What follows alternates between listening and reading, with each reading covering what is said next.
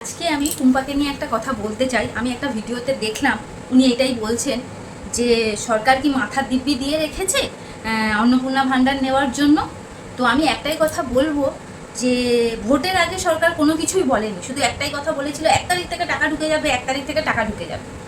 ভোটের আগে তুমি গেছিলে লোকের বাড়ি বাড়ি ভোট চাওয়ার জন্য, বলেছিলে যে এবার যেন ঠিক জায়গায় ভোট দেবে, 1,500 টাকায় তো কিছু হয় না, 3,000 টাকা অনেক কিছু হয়ে যাবে, তো তোমরা ঠিকঠাক জায়গায় ভোট দিও। এইসব মা বোনেদেরকে আশা দেখিয়ে, আর মা বোনেরাও অনেক আশা করে তোমাদেরকে ভোটটা দিয়েছে।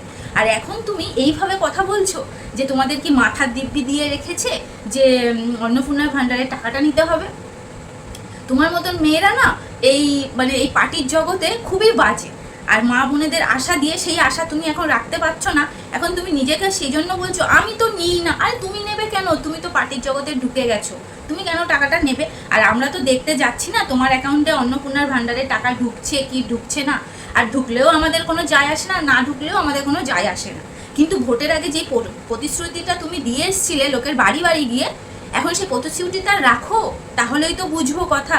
আজকে তুমি যেভাবে কথা বলছো দিব্যি দিয়ে রাখেনি, সেটা মানাচ্ছে না। পার্টিতে এসে এইভাবে কথা বলছো নোংরার মতন।